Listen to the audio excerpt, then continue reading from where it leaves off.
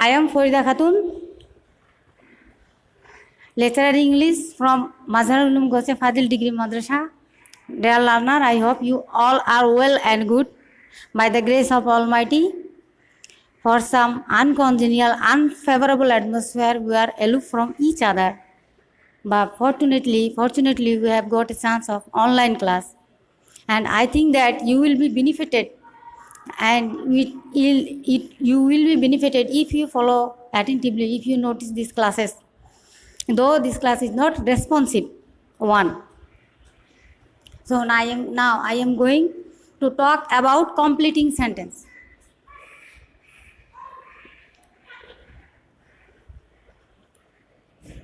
প্রথমে আমি বলতে চাই কমপ্লিটিং সেন্টেন্স কাকে বলে।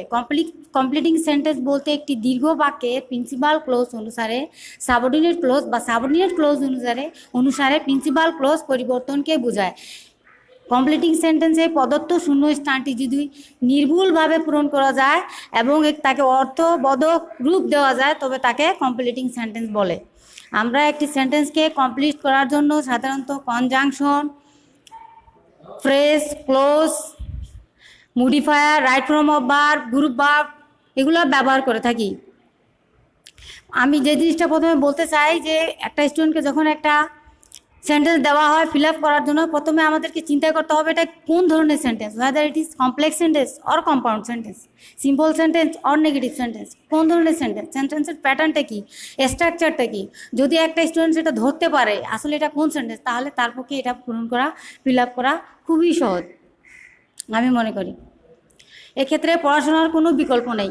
এখানে কন্ডিশনাল কতগুলো গ্রুপ ভার্ব আছে সেটা দিয়ে কমপ্লিট করা যায়। Phrase, close, conjunction, right form of verb, right form এগুলো হেল্প করে কি সেন্টেন্স কমপ্লিটিংয়ের ক্ষেত্রে। কিছু আবার কমপ্লেক্স কনজাংশন রয়েছে যেগুলো দ্বারা আমরা কি সেন্টেন্সকে এখানে হচ্ছে conditional, phrase, close, conjunction, right form of verb, group verb, modifier, linkers.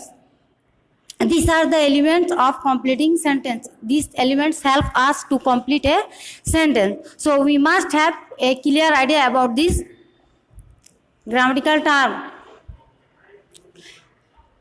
Conditional sentence. First conditional. If first conditional in a একটি শর্তমূলক বাক্যে আমরা তিন ধরনের শর্তমূলক বাক্য পাই। ফার্স্টে if ফার্স্টের গঠন হচ্ছে first in a first conditional sentence we notice that the structure is like this: if plus present indefinite tense plus future indefinite tense, if plus present indefinite tense plus future indefinite tense.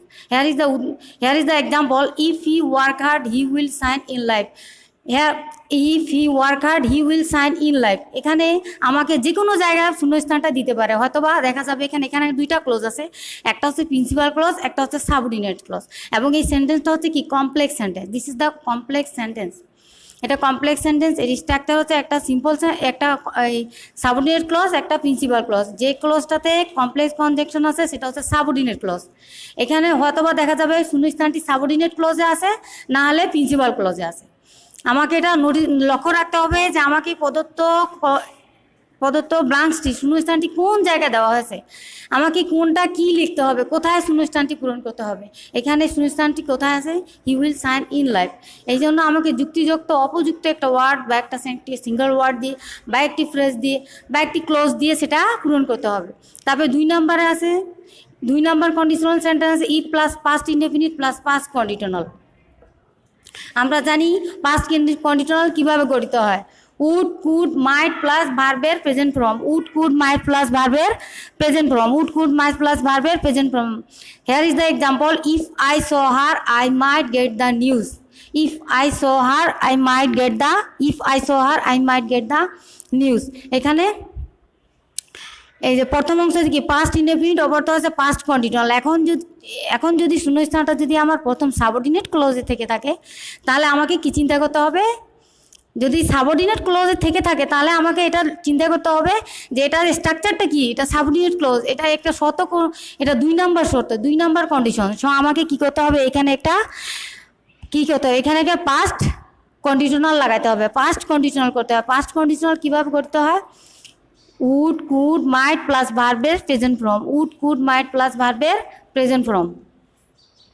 তারপরে third conditional if plus past perfect tense plus past perfect conditional, if plus past perfect tense plus past perfect conditional. Past perfect conditional কেমনি গঠিত হয়? Would, could, might plus have plus ভার্বের past participle. এগুলা তিনটাই কিন্তু অনেক অনেক বেশি গুরুত্বপূর্ণ। অনেক সময় দেখা যায় এগুলো আমরা রাইট ফর্ম অফ ভার্বের ক্ষেত্রেও পেয়ে থাকি। রাইট ফর্ম অফ ভার্বের পর হচ্ছে আমরা বুঝি না। রুল তো অনেক জানা থাকে, কিন্তু এগুলোর প্র্যাকটিসে থাকলে প্র্যাকটিস করতে হবে হাতে কলমে। If you have held me, if you have held me I could have got the prize. If you had held me I could have got the prize.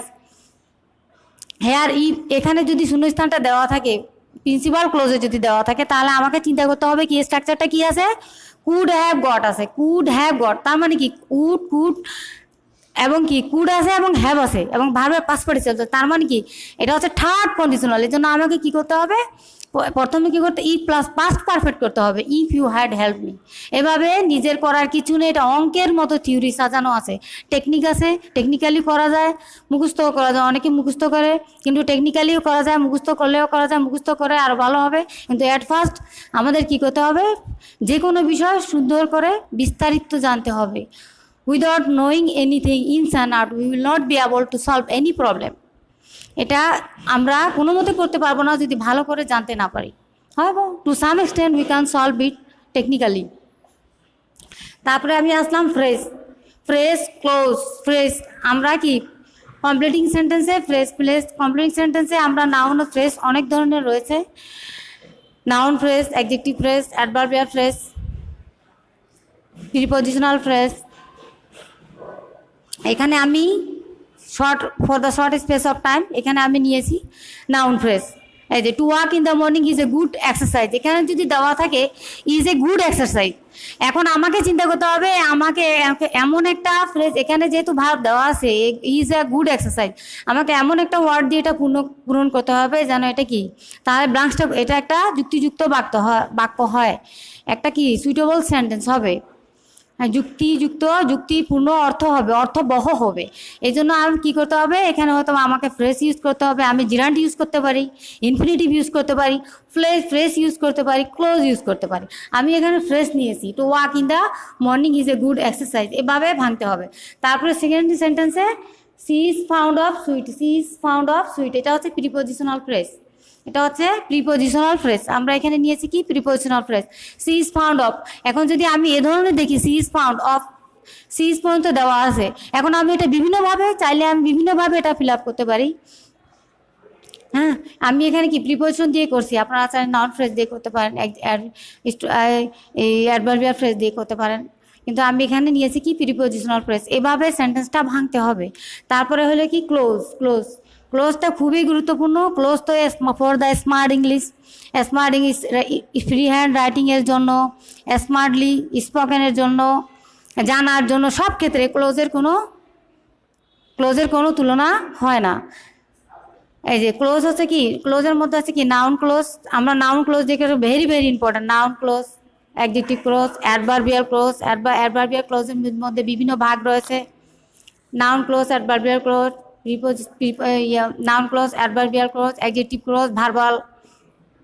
আমি এখানে নিয়েছি tell me where you want to go, আমরা নিয়েছি কি adverbial close, আমরা নিয়েছি কি adverbial. আমি এখানে নিয়েছি tell me where you want to go, এখানে দ্য অ্যাডভার্ব অফ প্লেস। হ্যাঁ, এভাবে এখানে যদি দেখা টেল মি হোয়ার পর্যন্ত দেওয়া আছে, তখন আমাকে কি চিন্তা করতে হবে? টেল মি, এখানে হোয়ার পর্যন্ত, হোয়ার তারপরে যদি শূন্যস্থান ব্লাঙ্ক থাকে তাহলে আমাকে চিন্তা করতে হবে এখানে ক্লোজ, যেহেতু এখানে মাঝখানে টেল মি এটা প্রিন্সিপাল ক্লোজ, ওই পাশ হোয়ারের পথে সাবঅর্ডিনেট ক্লোজ। হোয়ারের কি একটা কমপ্লেক্স কনজাংশন, এটা রিলেটিভ প্রনাউন। কাজে আমাকে কি করতে হবে? এটা এখান থেকে আমাকে একটা ক্লোজ দিয়ে আমি এটা করতে পারবো। এখানে আমি নিয়েছি adverbial clause, where you want to go. হ্যাঁ, তোমরা এইভাবে বলতে পারো, I know the man where do you, I know the man who came here. Moreover clause, conditional phrase clause ছাড়াও আছে কিছু complex conjunction, though, although, till, until, as if, as though, and, but, or, so that, because এগুলো দিয়েও এটা fill up করা যায়। তো আমি সর্বোপরি যেটা বলতে চাই, কমপ্লিটিং সেন্টেন্সের ক্ষেত্রে তরলীয়তে সব সেন্টেন্সগুলো সম্পূর্ণরূপে জানতে হবে, স্ট্রাকচার চিনতে হবে, গ্রামাটিক্যালি বুঝতে হবে, বেসিক উন্নত করতে হবে, তখন একটা স্টুডেন্ট ভালো করে বলতে পারবে। নিজে না জানলে, না বুঝলে কারো পক্ষে বোঝানো সম্ভব হবে না। এটা নিজে স্টাডি করতে হবে, বই নিয়ে বসতে হবে, কমপ্লেক্স কনজাংশন জানতে হবে, ক্লোজ জানতে হবে, ফ্রেজ জানতে হবে, কনজাংশন জানতে হবে, ব্যবহার জানতে হবে, তারপরে স্মার্টলি করা যাবে। আচ্ছা, তো stay home, stay safe, May Allah bless all of us.